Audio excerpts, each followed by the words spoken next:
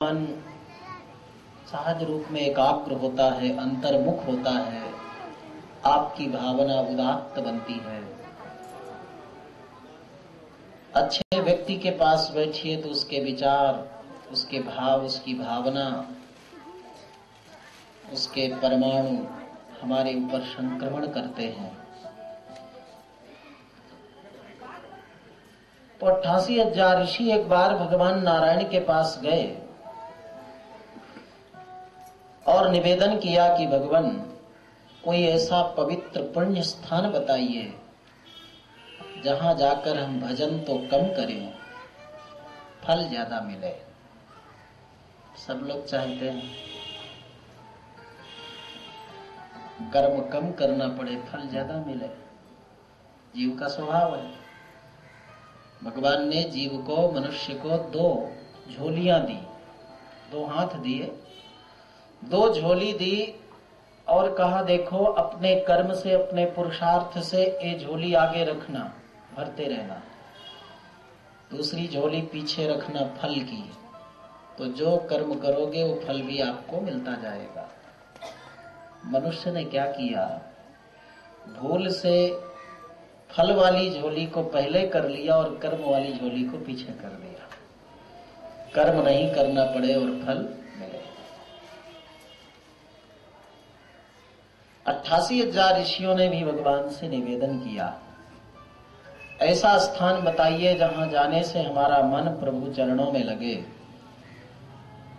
भगवान ने अपने सुदर्शन चक्र को भेजा और कहा ये चक्र जहां स्थित हो जाएगा वही क्षेत्र सबसे उत्तम माना जाएगा। भगवान का सुदर्शन चक्र चलते चलते नैमिषारण्य एक तीर्थ है ना, जो 108 दिव्य देश में भी आता है और अष्टभु वैकुंठ में भी आता है। उत्तर प्रदेश में लखनऊ के पास, सीतापुर लखनऊ के बीच में नैमिषारण्य है। पिछले वर्ष हमारी वहां कथा थी। चक्र तीर्थ बोलते हैं उसको, जहां से जल अपने आप पृथ्वी से निकलता है। सुदर्शन भगवान वहां गए और जमीन में समाहित हो गए, तब से जल निकलने लगा। आज भी जल वहां निकलता है, चक्र तीर्थ में स्नान करते हैं भक्तजन। उसी क्षेत्र को पावन पवित्र दिव्य मानकर 88,000 ऋषि वहां विराजे, यज्ञ करते, जप करते, ध्यान करते, लेकिन फिर भी उनके मन को प्रसन्नता नहीं मिलती, पूर्णता नहीं मिलती। तब 88,000 ऋषियों ने सूत जी महाराज के चरणों में वंदन किया और कहा भगवान पूर्णता तो सद्गुरुजनों के सानिध्य से मिलती है। हृदय का अंधकार, अज्ञान गुरुजनों के उपदेश से दूर होता है। बाहर के अंधकार को सूर्य दूर कर सकते हैं, लेकिन हृदय के अंधकार को, अज्ञान को हजारों सूर्य मिलकर भी दूर नहीं कर सकते। इसलिए आप कृपा कर हमें बताइए कि हमारा मन कैसे प्रभु चरणों में लगे, हमें पूर्णता की अनुभूति कैसे हो। जगत में रहते हुए भी, परिवार के बीच में रहते हुए भी, जैसे जल में रहता हुआ कमल निर्लिप्त रहता है, वैसे हम भी पुण्य पाप से निर्लिप्त रहें। माया मोह से हम कैसे बच सके। माया मोह निरासश्च वैष्णवैः क्रियते कथम श्रेयसाम यद् भवेत् श्रेयः पावनानां च पावनम्।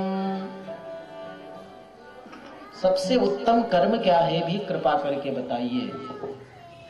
सबसे श्रेष्ठ कर्म क्या है भी कृपा करके बताइए।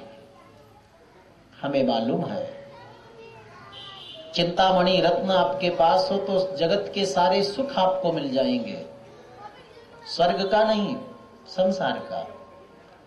और कल्प वृक्ष स्वर्ग में रहता है, उसके नीचे बैठ जाओ तो स्वर्ग के सारे सुख मिल जाएंगे। लेकिन ये दोनों मिलकर, चिंतामणि और कल्प वृक्ष, ये दोनों मिलकर आपको भगवान के चरणों में प्रेम नहीं करा सकते, भगवान के चरणों में भक्ति प्रीति नहीं करा सकते, आपको परिपूर्णता प्रदान नहीं कर सकते, आपको भगवान का धाम नहीं दिला सकते। लेकिन हमें विश्वास है कि प्रयच्छति गुरु प्रीतः वैकुंठम योगी दुर्लभम चिंतामणिर्लोक सुखम सुरद्रुः स्वर्ग संपदा। प्रयच्छति गुरुर्प्रीतः वैकुंठम योगी दुर्लभम। सदगुरु जन चाहे लें तो भूले हुए भटके हुए व्यक्ति को भी सन्मार्ग पर ला सकते हैं, प्रभु चरणों में प्रेम करा सकते हैं, परिपूर्णता का अनुभव करा सकते हैं। और सदगुरु जन चाहे तो योगियों के लिए दुर्लभ भगवान का वह परम पद भी दिला सकते हैं। बोलिए सदगुरुदेव भगवान की। 88,000 ऋषियों ने जब ये प्रार्थना की सौनक आदि ने सूत जी के चरणों में, तो सूत जी ने कहा इस सभी का समाधान तो पहले से ही किया गया है।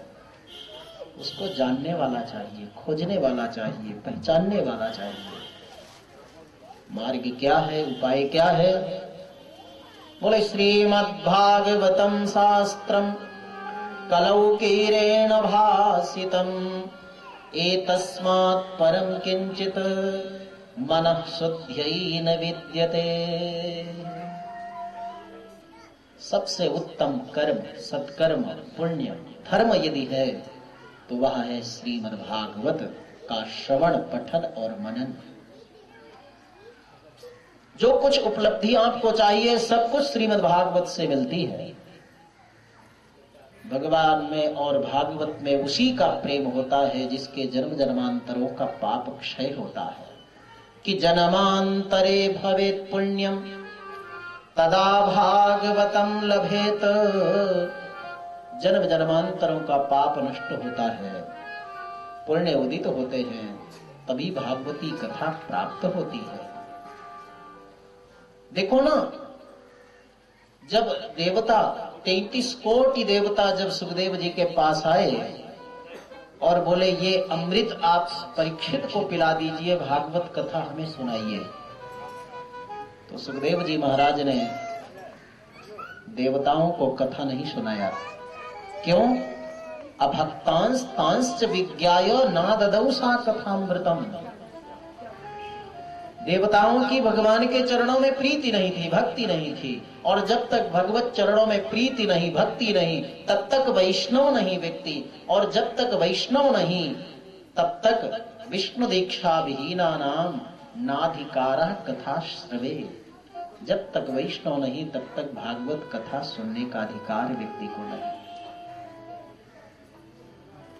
सुखदेव जी ने कहा हम संत जरूर हैं, हम विरागी हैं, परमहंस अवधूत हैं, लेकिन इतना तो जानते हैं कि जल क्या है और दूध क्या है, पत्थर क्या है और कांच क्या है और मणि क्या है, इतना तो ज्ञान हमें भी है।